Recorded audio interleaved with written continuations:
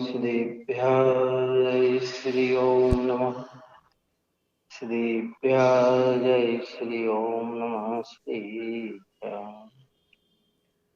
ओम जय जय जय नमस्तु नमस्तु नमस्तु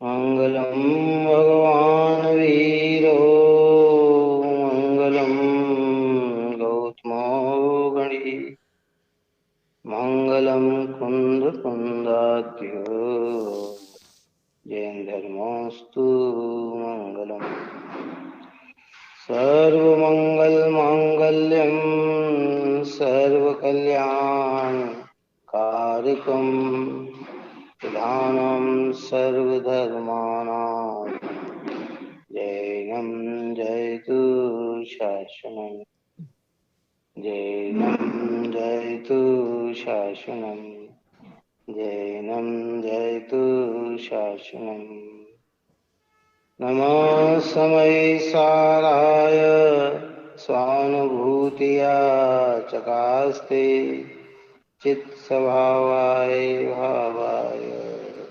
सर्वभावान्तरच्छिदे सर्वभावान्तरच्छिदे सर्वभावान्तर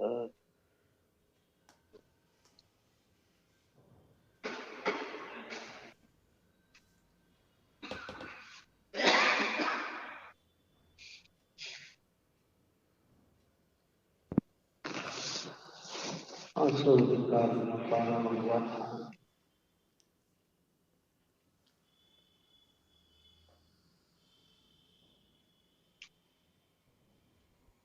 अब यहाँ ये बात कहते हैं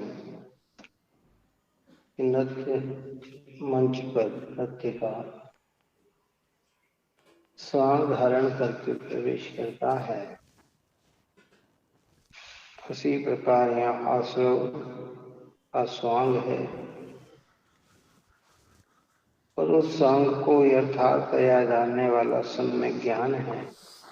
सम्यक ज्ञान की महिमार्थ कलश रूप काव्य कहते हैं। 113 नंबर का कलश।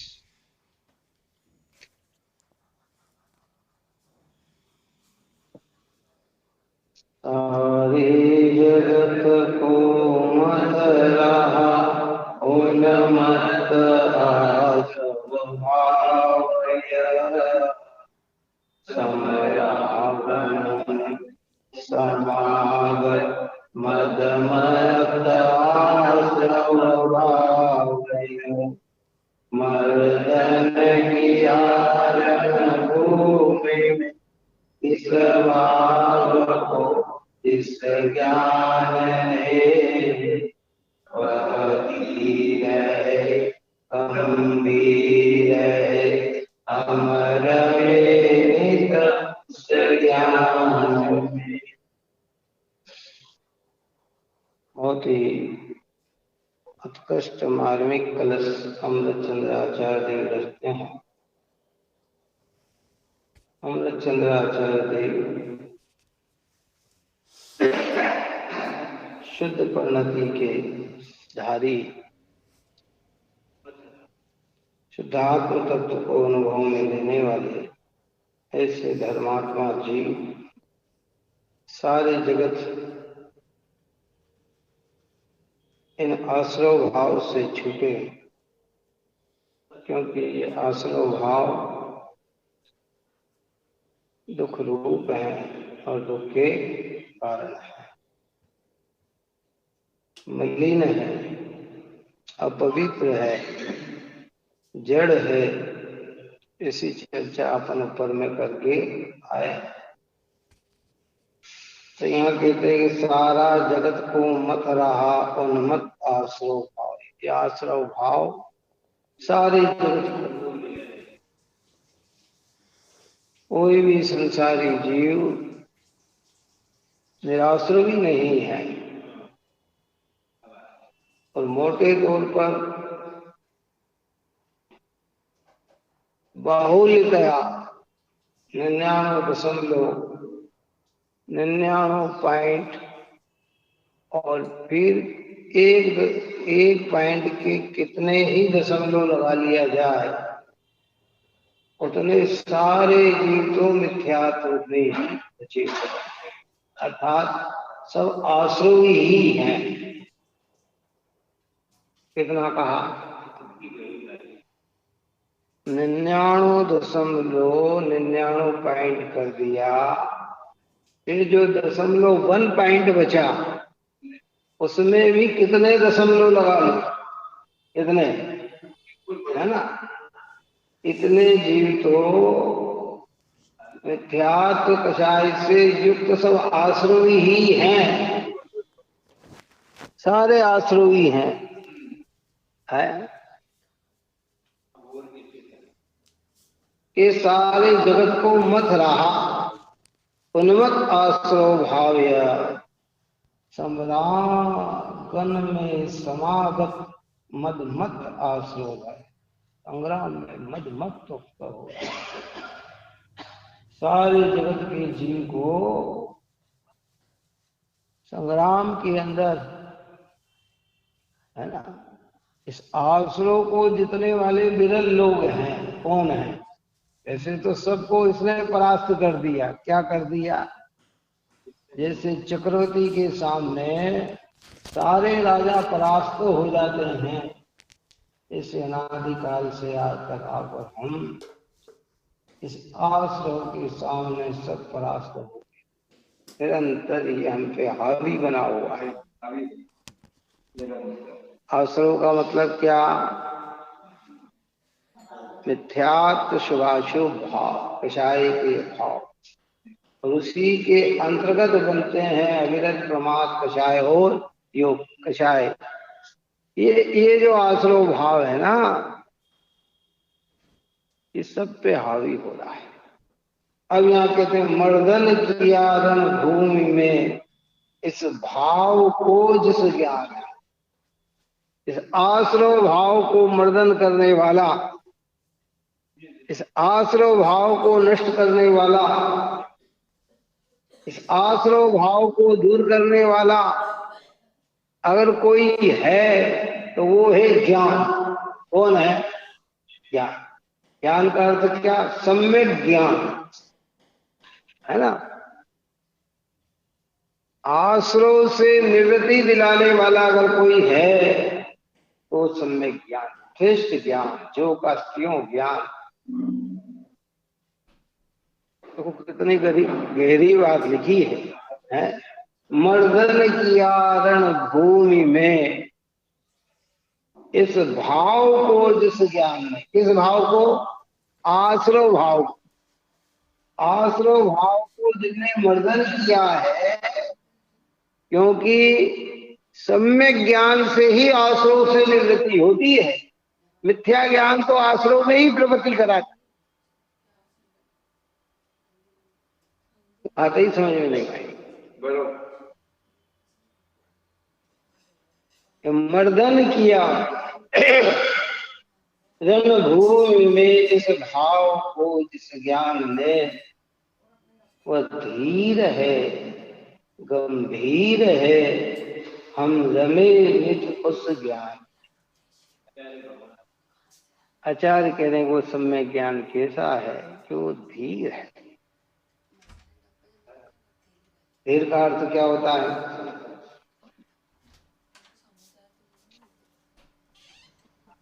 धीर का अर्थ होता है धैर्यता वाला, है ना? गंभीर यानी गहरा, कितना? वह धीर है, गंभीर है।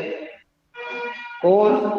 वह सम्यक ज्ञान, जो सम्यक ज्ञान आश्रव को मर्दन करता है, जो सम्यक ज्ञान आश्रव से निवृत्ति दिलाता है, वह सम्यक ज्ञान धैर्य है, आकुलता रूप नहीं है।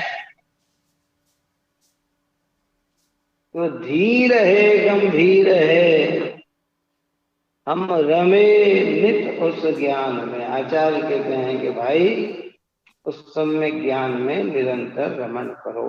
हम रमे, क्योंकि वह सम्यक ज्ञान ही आश्रव भाव से निवृत्ति दिलाता है। मर्दन,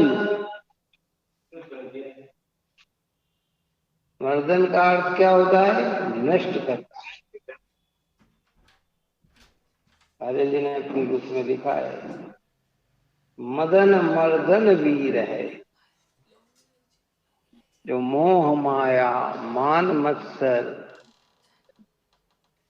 मदन मर्दन वीर है, जो विपुल विघ्नों बीच में भी ध्यान धारण किए। ये मदन दबाते हुए नष्ट करता है। मदन का अर्थ काम भी होता है, काम को भी नष्ट करना। धन्य है ऋषिराज, धन्य है ज्ञानी जन। तो कहते कि भाई हम रमे नित उस ज्ञान, काय के लिए रमे उस ज्ञान में? कि वह आश्रव भाव को नष्ट करता है। तो वो ऊपर की गाथा से वो 74वीं गाथा में बन चले, 6 ये आश्रव कैसे हैं? तो पहले कहा कि ये निबद्ध है, दूसरा कहा ये अध्रुव है, तीसरा कहा ये अनित्य है, चौथा कहा ये असरण है, पांचवा कहा कि ये दुख रूप है, छठा कहा कि जिसका फल भी दुख है। 6 कारण दिए ना।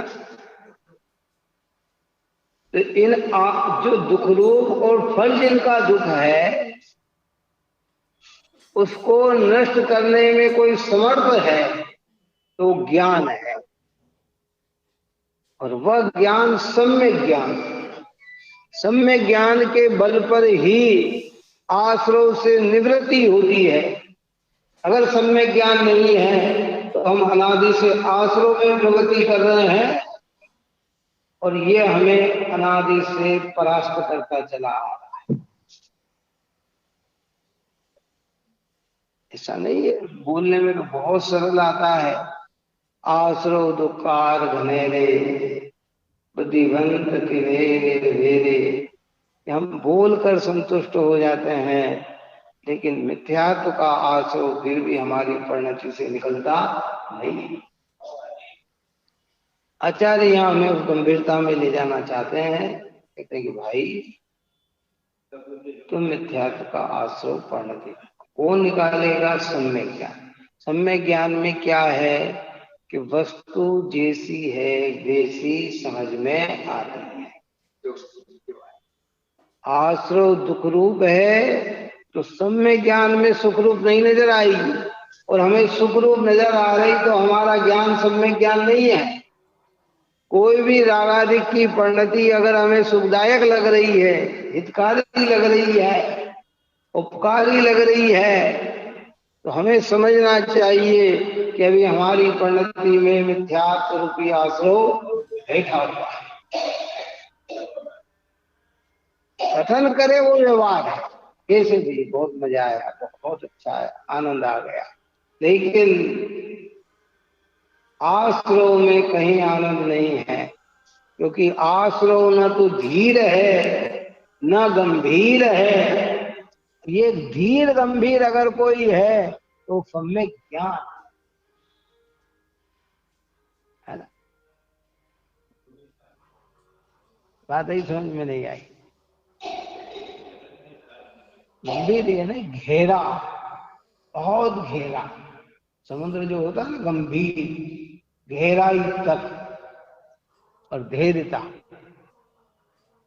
समुद्र अपनी मर्यादा छोड़ता नहीं है भाई।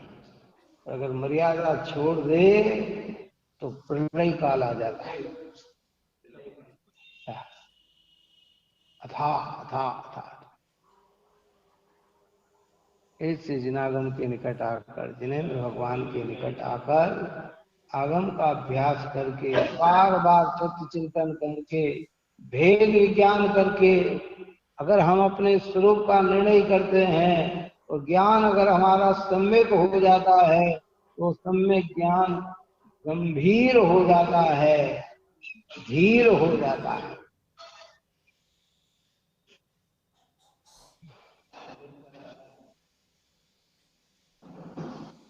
विचारने वाली बात है। देखो क्या कहते हैं, अब सम्राट गण में आए हुए महामद से भरे हुए मंदोमत आश्रव को यह दुर्जय ज्ञान धनुर्धर जीत लेता है। तो पावर से आ रहा है, कौन पावर से आ रहा है? आश्रव, क्योंकि वो ये समझता है कि मुझे जीतने वाला कोई नहीं है। वो बिल्कुल एकदम हो जाता है, कई बार ऐसे होता है ना, आदमी का अहंकार होता है वो बड़ा खराब होता है। वो ये सोचता है कि मुझे कौन जीत सकता, मैं तो अनादि से चल रहा हूं। लेकिन भाई उसे जीतने वाले भी हैं, और अनंत सिद्ध भगवान जीत चुके हैं। किसको जीत चुके हैं? आश्रव भाव। अरिहंत भगवान आश्रव भाव को जीत चुके हैं, और इस मार्ग में सम्यक ज्ञानी जीतते हुए आगे। अब आश्रव तो अनेक प्रकार का है, अनेक प्रकार, यानी अपन ने ऊपर में कहा था 57 भेद जो बताए, 5 मिथ्या, 12 विराट, 15 प्रमाद, 25 कषाय, है ना। और कषाय को प्रमाद में गर्भित कर दिया तो योग, 15 योग। ये 57 प्रकार के आश्रम हैं।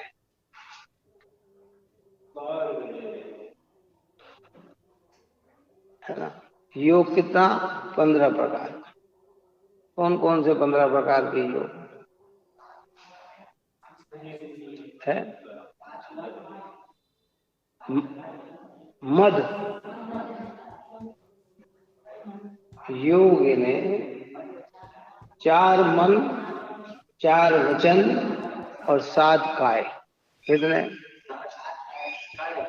सत्य मन, असत्य मन, उभय मन, अनुभय मन, सत्य वचन, असत्य वचन, उभय वचन, अनुभव वचन, औदारिक, औदारिक मिस, वैकृक मिस, है ना। और आहारक, आहारक, ये जो 7, 8, 15 ये सब आश्रम है। क्या है? ये योग संबंधी आश्रम है। इनके अंदर मुख्य जो चीज है वो मिथ्यात्व और कषाय। क्या है? मिथ्यात्व और कषाय होने से ये आश्रम संसार में डुबाते, काय में डुबाते हैं। देखो अपन पढ़ते पढ़ते अहिंसा धर्म है ऐसा बोलते हैं ना वचन। कई बार जल्दी जल्दी में हिंसा धर्म है भी बोला, बोल क्या बोल गए? वचन तो हमारा झूठा हो गया। क्या हो गया? हुआ कि नहीं? लेकिन अभिप्राय में मिथ्यात्व और कषाय भाव नहीं है। कौन सा? अभिप्राय में हिंसा को धर्म बताना नहीं है, हिंसा में धर्म होता भी नहीं है, लेकिन वाणी में एकदम निकल गया। क्या निकल गया? तो वो वचन में इतने कर्म बंधने की ताकत नहीं है। और मेरा अभिप्राय ये हो कि हिंसा में धर्म होता है, पाप से धर्म होता है, इस अभिप्राय लेते हुए मैं भाषा में अहिंसा धर्म भी बोलूं, कितना बोलूं, भाषा सत्य होने पर भी मिथ्यात्व कषाय का परिणाम होने से वह तीव्र बंध का कारण है, वो बंध का कारण, वो आश्रव है। समझ में आ गई नहीं? ऐसे जैसे मुनिराज 4 हाथ देखकर गमन करते हुए योग से हिंसा भी हो जाए, काल से हिंसा भी हो जाए कदाचित, है तो भी उन्हें बंधन नहीं, क्योंकि मिथ्यात्व और कषाय का अभिप्राय उनका नहीं है। और आप और हम जो है देखकर प्रमाद से चले और जीव की हिंसा न भी हो तो भी हमारे परिणाम में हिंसात्मक होने से हमें बंधन का कारण। इसलिए टोडरमल साहब ने लिखा मोक्ष मार्ग प्रकाशक में, जब समितियों की ने इनकी चर्चा करी, हिंसा में प्रमाद परिणति मूल है और विषयों में अभिलाषा मूल है। 5 इंद्रिय का भोग हमने भले छोड़ रखा हो और अभिलाषा है तो हमें आश्रय तीव्र है। एक 5 इंद्रिय का भोग भोग रहा हो और अभिलाषा नहीं है तो उसको बंधन कम है। बात ही समझ नहीं, ये अद्भुत बात है ये। इसलिए यहाँ कह रहे हैं कि ये आश्रय भाव संग्राम में आकर मंदोमद हो गया है, मानो मुझे कोई जीत नहीं सकता है। लेकिन यहाँ कहते हैं कि ये दुर्जय ज्ञान धनुर्धन जीत लेता है कि जिस ज्ञान रूप बाण बलि का महान उदय उदार है, अर्थात आश्रय को जितने के लिए जितना पुरुषार्थ चाहिए उतना वह पूरा करता है और गंभीर है, अर्थात छद्मस्त जीव जिसका पार नहीं पा सकते। इतना इतना गंभीर है। संपूर्ण आश्रय से निवृत्ति कौन ले सकते हैं? भगवंत लेते हैं। गजब की बात है। पूरे आश्रय को जीतने वाले, देखो भाव आश्रय को तो मिथ्यात्व को, अविरत को, प्रमाद को और कषाय को तो अरिहंत भगवान पूरी तरह से जीत लेते हैं। योग संबंधी आश्रय है और उस योग संबंधी आश्रय में कषाय नहीं है तो आया और निकल गया। हमारे यहाँ कोई मेहमान आए, बहुत प्रिय मेहमान आए, ऐसा मेहमान आए और घर में आया और 2 मिनट मिल कर चला जाने लगता है तो हम क्या कहते हैं? हम तुम्हें मानेंगे नहीं कि तुम आए हमारे, रुको तो मानेंगे कि तुम आए हमारे। तो बोलो क्या कहते हैं? हम क्या कहते हैं? वो कहते मैं एक बार आया था। अरे वो कोई आना होता, उसको कोई आना कहते हैं? आप आए वो चले गए, इसको क्या?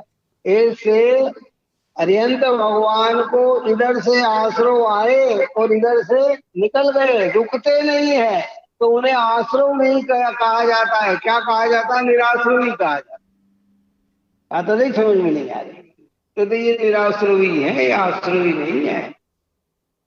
कषाय युक्त परिणाम ही आश्रय है जो हमारी, और सबसे बड़ा आश्रय जिसमें आगम में लिखा गया, शास्त्र में कहा गया, भगवंत जिसे बताते हैं तो सबसे बड़ा आश्रय अगर कोई है तो मिथ्यात्व का है, जिसकी चर्चा कल अपन ने की थी। इस मिथ्यात्व भाव के निकले बिना अन्य आश्रयों से कभी भी निवृत्ति नहीं हो, कभी नहीं निवृत्ति।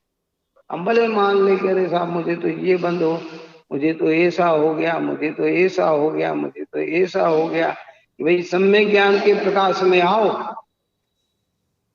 सम्यक ज्ञान के प्रकाश में आओ। सम्यक ज्ञान कहता है कि जहाँ मिथ्यात्व का अंश है वहां आश्रय से निवृत्ति होती ही। इस आश्रय को पूर्णतया जीतने वाले अरिहंत और आश्रय को मूल रूप मिथ्यात्व को नष्ट करने वाले सम्यक ज्ञान अर्थात ज्ञानी सम्यक दृष्टि धर्मात्मा। और हमें भी वही कार्य करना है। देखो ज्ञान तो आप और हमारे पास सबके पास है, और हमारा ज्ञान सम्यक नहीं है। को क्या नहीं है? ये लड़ने के पहले हार मान लेता है। कौन सा? अरे इसे कौन जीत सकता है? कई लोग कहते हैं अरे भैया संसार में तो ये भाव तो कभी छूट ही नहीं सकता, हम इसे कैसे छोड़ सकते हैं? कि भाई तू उससे जितना ही नहीं चाहता, उसके पहले ही तू हार मान बैठा कि तेरे ज्ञान की ताकत इतनी है कि वो एक समय मात्र में मिथ्यात्व को नष्ट कर दे। इतनी सामर्थ्यता है तेरे ज्ञान के अंदर। उस ज्ञान की रुचि होना चाहिए, उसकी लगन होना चाहिए। सुनना अलग है और सुनकर उस चीज से लड़ने का पुरुषार्थ करना वो अलग चीज है। क्या समझ में आया? हाँ और राजपूत के लड़के। हाँ हाँ हाँ, दो दो थे, एक बनिया का लड़का और एक राजपूत का लड़का। दोनों में आपस में लड़ाई हो गई। बनिया के लड़के ने राजपूत को मारना चालू किया और ऊपर चढ़ के बैठ गया। भीड़ इकट्ठी हो गई। लोगों ने कहा क्या क्या हो गया? अरे एक बनिया और राजपूत में झगड़ा हो रहा है। तो वहां भीड़ में से एक बोला, अरे तू राजपूत होकर बनिया के लड़के से मार खा रहा है, तेरे में तो सुरवीरता है, क्या है? तो उसमें एकदम पावर आया और उसने तत्काल उसको पलटी। ऐसे कई फिल्मों में भी दिखाते हैं, कई बार दिखाते हैं। जब आखिरी में आना तो उसको उत्साह बढ़ाने वाले होते हैं, वन मोर, ये अरे तेरे में इतनी सामर्थ्य था, तो वो अपना पावर दिखा देता है। तो ऐसे ही आप और हम अनादिकाल से मिथ्यात्व के चक्कर में उलझ रहे हैं। निर्माणी हमें कहती तेरी ज्ञान की सामर्थ्यता इतनी है कि तू इसे जगाए तो ये मिथ्यात्व एक समय में भाग जाएगा, ये टिकने वाला है। पहले देव शास्त्र गुरु की निकटता में हाँ इस स्वरूप को समझकर सारी कल्पनाएं को हटा दे। धर्म है तो यही है, दूसरी जगह नहीं है। और फिर यहाँ आकर भेद ज्ञान करके सम्यक ज्ञान में निर्णय कर कि मैं तो एक चैतन्य मात्र ही हूँ, इसके अलावा किसी अन्य से मेरी एकत्वपना नहीं, अन्य से मेरा स्वस्वामी संबंध नहीं, अन्य से मेरा कर्ता कर्म संबंध नहीं, अन्य से मेरा भोक्ता भोग्य संबंध नहीं। मैं तो ज्ञायक ज्ञायक और ज्ञायक हूँ। और मिथ्यात्व का भाव विलय हुए बिना रहता नहीं। सोचना तो पड़ेगा भाई, समाधि नहीं होना और ये भी नहीं सोचना कि आगे समझ लेंगे, कल समझ लेंगे। इस अनंत काल संसार में यानी धर्मात्मा पुरुष ये कहते हैं कि भाई आज की परिस्थिति में अगर तूने कार्य नहीं किया, कल इससे अच्छी परिस्थिति तेरे जीवन में आने वाली है। कल्पना मत करना। मालूम, मैंने पहले भी ये बात कही थी। हम यहाँ से अच्छे संस्कार लेकर भी गए और मनुष्य योनि में हम पहुंच गए वापस और गर्भ में चले गए 9 महीने तक। कहाँ तक चले गए? 9 महीने तो गर्भ और 8 साल बाल पने की। इतने में तो हमारे सारे संस्कार क्या होते हैं? धुलमिल हो जाते हैं। बात समझ में आई के लिए? आदमी सोचता है ना कि मैं जाके अगली पर्याय में मनुष्य बन जाऊंगा। कहने का मतलब समझे? देवगति में गए तो चलो वहां तो अंतर्मुहूर्त में हमारी क्या होती है, देह तैयार हो जाती है और ज्ञान में भी आ जाता है और विज्ञान होता है तो पता भी लग जाता है कि मैं वहां था, है ना? यहाँ आ जाता है। दैनिक राजा का जीव, वो मेढक का जीव हाथी के नीचे आया और मर के देव बन गया तत्काल। अरे मैं कहाँ जा रहा था? अरे मैं तो वहां जा रहा था। तो तत्काल भगवान के समोसरण में पहुंच गया। मनुष्य बन जाए तो फिर क्या है? चलो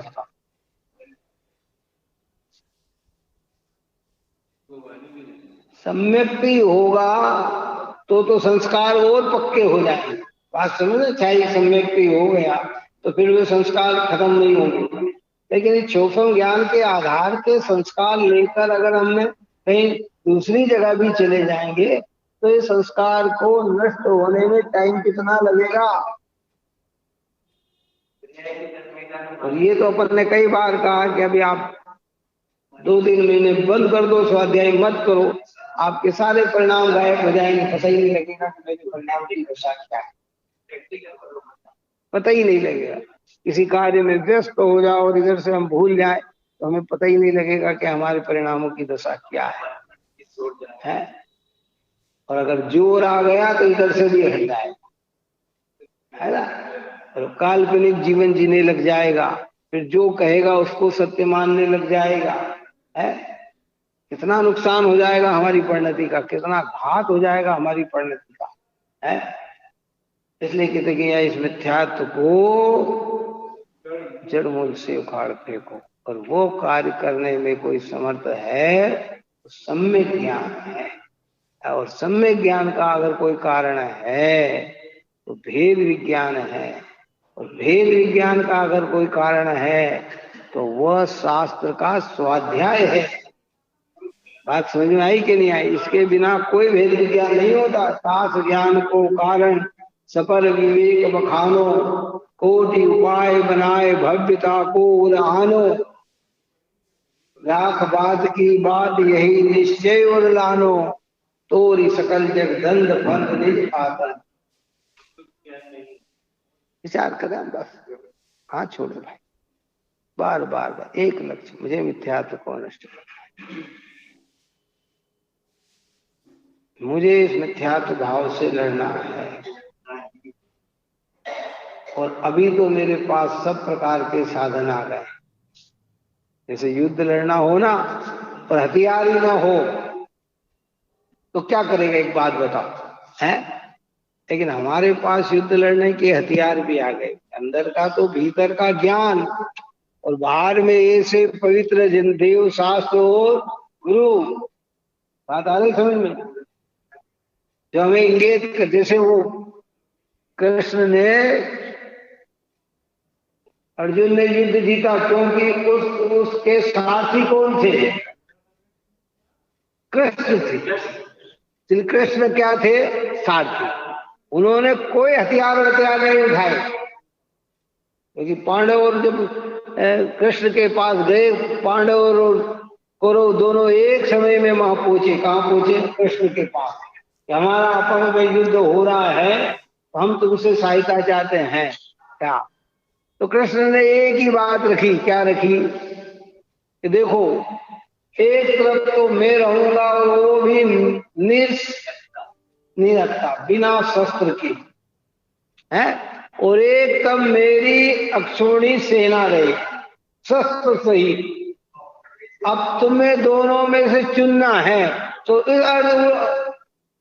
दुर्योधन तत्काल बोल रहे थे, पहले में आया इसलिए पहला नंबर मेरा मांगने का अवसर। क्या मांगने का? मैं पहले आया।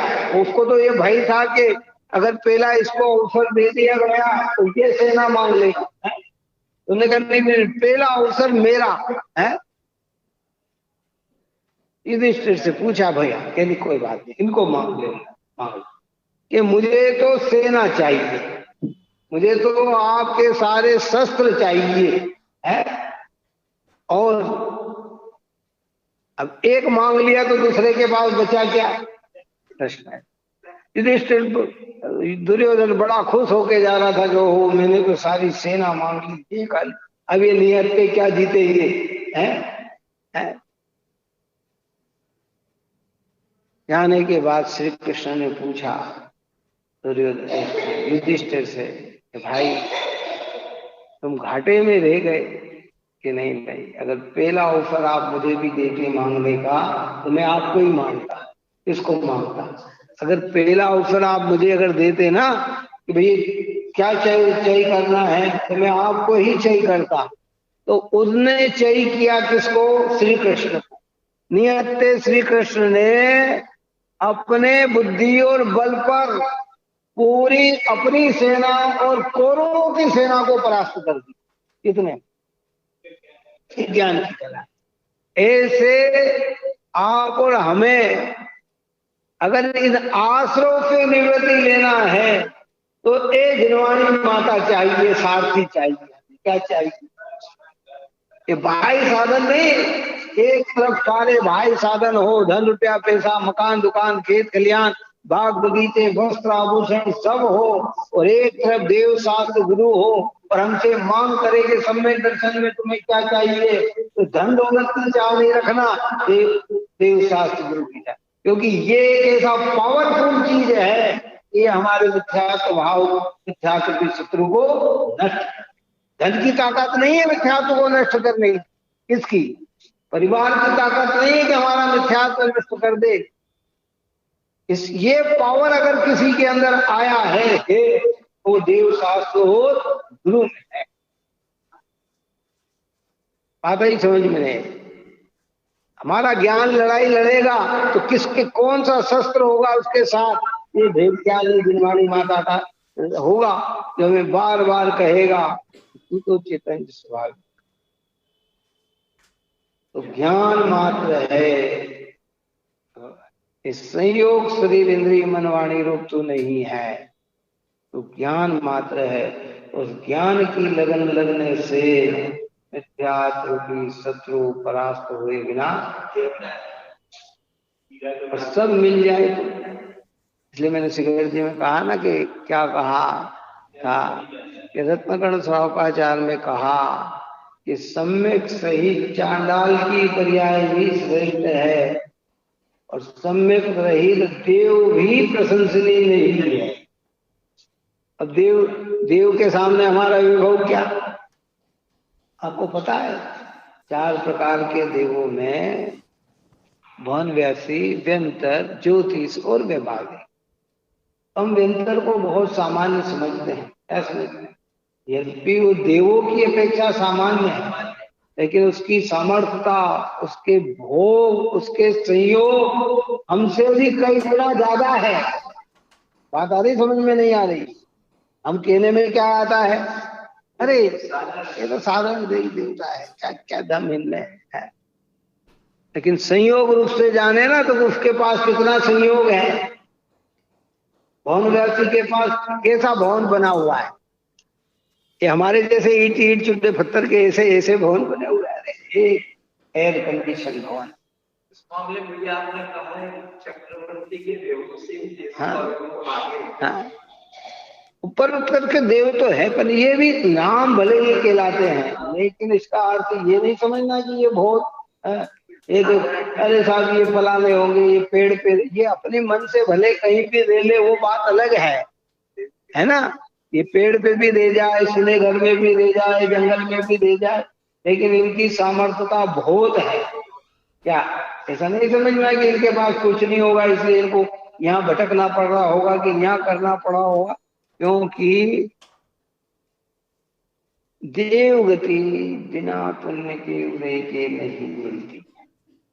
काय के हाँ मंद कषाय के भाव से पुण्य संग्रह होता है और उससे देवगति की प्राप्ति होती है।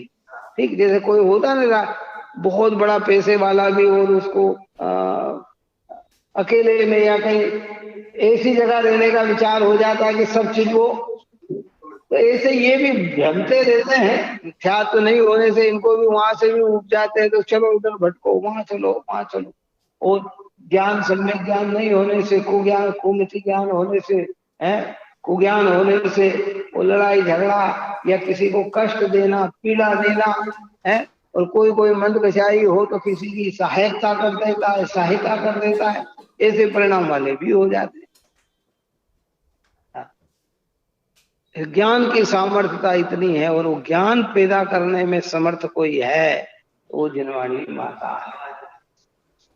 ये हमको बल देती है कि घबराओ मत, सारथी ये मार्ग बताती है, ये आ रहा है ना तुम इसको इस तरीके से निपटो, है ये उदय आया है ना तुम इसको इस तरीके से निपटो, है ये सम्यक ज्ञान। जिनवाणी क्या कह रही है, देखो पाप कर्म के उदय में अनेक प्रतिकूलता आएगी, तुम देव शास्त्र गुरु के ही अनुयायी बनना, किसी दूसरे की कल्पना मत करना। ये मार्ग दिखाया, ये बुद्धि जिनवाणी माता ने दिखाई। लोग कहेंगे वहां हो आओ, यहाँ हो आओ, ये कर लो वो कर लो, ये जिनवाणी कहती है कहीं भटकने की जरूरत नहीं है। ये पाप का उदय आया है, तो धैर्यता और धैर्य गंभीरता से इससे निमटना। अगर आकुलित होगे तो दुखी पाओगे, तुम्हारा रोग मिटने वाला नहीं। ये मार्ग किसने दिखाया, ये जिनवाणी थी। ये बुद्धि हमारी तुच्छ बनाती है अनेक प्रकार का है। रोग आ गया, बीमारी आ गई, तकलीफ आ गई, मन को संतोष दिलाने वाली कौन है, जिनवाणी माता। अरे भाई जब तक उदय अवस्था है ये रोग बना रहेगा, तुम आकुलित मत हो, है धैर्यता रखो, और ऐसे आकुलित मत हो जाओ कि जिसमें मिथ्यात्व का सेवन हो जाए। हम घबरा जाते हैं। तो ये जिनवाणी हमें संबल देती है, हमारे अंदर पावर देती है क्या। इसलिए यहाँ कहते हैं अर्थात छद्मस्त जीव जिसका पार नहीं पा सकते, छद्मस्त को संपूर्ण आसुरों से निवृत्ति नहीं होती। छद्मस्त का अर्थ बताया था ना कि हाँ केवल ज्ञान प्राप्त न हो जब तक क्या कहलाता है, छद्मस्त कहलाता है। और सम्यक छद्मस्त तो चौथे गुणस्थान से प्रारंभ होता है और 12वें गुणस्थान तक चला जाता है। भावार्थ कहते हैं कि यहाँ आसुरों ने नृत्य मंच पर प्रवेश किया है। नृत्य में अनेक रसों का वर्णन होता है, इसलिए यहाँ रसवत अलंकार के द्वारा शांत रस में वीर रस को प्रदान करके वर्णन किया है कि ज्ञान रूप धनुर्धर आसुरों को जीतता है। कौन जीतता है? ज्ञान रूप धनुर्धर, जिसके पास ज्ञान रूपी धनुष है ना। देखो कृष्ण इस दृष्टांत में बहुत सारे, कृष्ण ने क्या है कि कहाँ चलाना, कब चलाना और कैसे चलाना, ये सारी चीज सिखाई है। और उसने वहां प्रयोग भी किया। जब कर्ण को जीतना था, कर्ण भी बहुत बड़ा धनुर्धर था, है? तो जब गड्ढे में नहीं कि भी इसको मार, यहां तो इसको मार दो, अगर इसे यहां नहीं मार पाए तो जीत नहीं पाओगे। अब ये बुद्धि किसने दी? कृष्ण ने दी। वो तो कह देता कि पीठ अभी मैं ये हत्या है, मैं क्यों मारूं, है? भीष्म पितामह का भी आता है ना कि भीष्म पितामह ने तो मुझे पाला पोषा बड़ा किया है, मैं इनके ऊपर धनुष कैसे उठाऊं? द्रोणाचार्य पे भी आया, इनने तो मुझे ज्ञान दिया, मैं इन पे धनुष कैसे उठाऊं, है? लेकिन कृष्ण ने उनको कहा कि नहीं, ये न्याय के साथ है, तुम नीति के साथ हो। इस समय तुम्हारे इनमें गुरुत्वपना मत देखो, इस समय तुम इनमें पितामह मत देखो, इस समय तुम इसमें भाईपना मत देखो, ये तुम्हारे शत्रु हैं, क्या है, और तुम चला दो। तो वो सबको जीतता चला गया। कौन तो किसको चला गया? और वो अगर इस तरीके से सोचता, बात है तो इसमें बहुत रहस्य है इस बात के अंदर। क्या है, हम कहते हैं कि भाई पुण्य को जितना, अरे साहब पुण्य तो हमारा साथी है, हम इसे ऐसी इसकी मिठास में फंसेंगे ना तो इसको जीत नहीं पाएंगे। कहते एक ज्ञान को मुख्य करो और इसको भी, इस पे भी वार कर दोगे, नहीं ये भाव भी मैं नहीं और ये भाव भी मेरा, ये मेरे लिए सुख का कारण है। इसकी मिठास में उलझे रहे तो इसको जीत नहीं पाएंगे, मिथ्यात्व को जीत नहीं पाएंगे। बहुत गंभीरता से इस बात को हमें समझना है। ये तो अवसर मिल गया, ऐसे पवित्र जिनेंद्र भगवान के निकट हम आ गए हैं भैया, कहते हैं कि भैया इसलिए ज्ञान रूप धनुर्धर आश्रव को जीत, समस्त विश्व को जीत कर मंदोमत हुआ आश्रव रंग भूमि में आकर खड़ा हो गया। किसको जीता इसने? समस्त विश्व। देखो बहुत सारे पुराण पढ़ते हैं ना तो यही तो दृष्टांत मिलते हैं। रावण को क्या था? इतना ही अहंकार था ना, मैं शिखंडी मुझे, और ये तो भूमि गोचरी है, मैं विद्याधर हूं, मेरे पास इतनी सेना है, मेरे पास इतनी शक्तियां है, मेरे पास इतना ये है, तो वो ये मान रहा था कि सीता को तो लौटा दूंगा। पहले पे तो लौटाने का भी भाव नहीं था, फिर जब सीता की इतनी कट्टरता देखी तो कहते अब तो मैं इसको लौटा दूंगा, पर जीत कर लौटाऊंगा। अगर ऐसे लौटा दूंगा तो दुनिया कहेगी कि रावण जो है एक भूमि गोचर से घबरा गया है, तो कि नहीं नहीं मैं जीत के लौटाऊंगा, लौटाना तो है पर मैं जीत के लौटाऊंगा। पर वो अपने अंदर में इतना फूला मान रहा था कि अरे अरे मेरा क्या बिगाड़ सकते हैं पूरी भूमि को, चल मेरे पास मेघ इंद्रजीत जैसा पुत्र है, कुंभकर्ण जैसा भाई है, इतने मेरे पास बड़े बड़े राजा महाराजा हैं, खरदूषण जैसा 14,000 विद्या सेनाओं का स्वामी है, कि इतनी चीजें मेरे साथ है, ये क्या है, क्या मुझे परास्त कर देंगे है? ऐसे ही आसुर क्या कह रहा है कि मैंने अनादिकाल से क्या किया, सबको जीत लिया, मुझे कौन जीत सकता है? अहंकार रस में है। तो ये ज्ञान कहता है, आचार्य भगवंत कहते हैं कि भाई आकर का, किंतु ज्ञान तो उससे अधिक बलवान योद्धा है।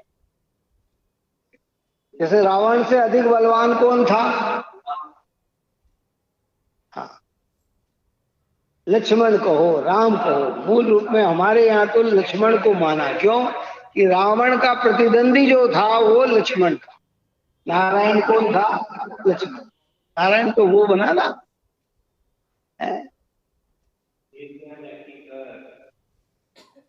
जैन धर्म में राम ने रावण को नहीं मारा, लक्ष्मण ने रावण, है ना, प्रतिद्वंदी। तो क्या कह रहे हैं कि अधिक बलवान, इसलिए वह आश्रव को जीत लेता है, अर्थात अंतर्मूर्त में कर्मों का नाश करके केवल ज्ञान उत्पन्न करता है। ज्ञान का ऐसा सामर्थ्य, देखो ये ऊपर में भी कलश निकल गया, और जिसमें ये चर्चा की थी कि जिस ज्ञान की ताकत अंतर्मूर्त में संपूर्ण आश्रव से निवृत्ति करने की है, उस ज्ञान की ताकत मिथ्यात्व को नष्ट करने में कितना समय लगेगा? जो संपूर्ण कर्मों को नष्ट करने की सामर्थ्य रखता है, तो इस मिथ्या भाव को नष्ट करने में कितना सामर्थ्य रखता है? कुछ भी नहीं।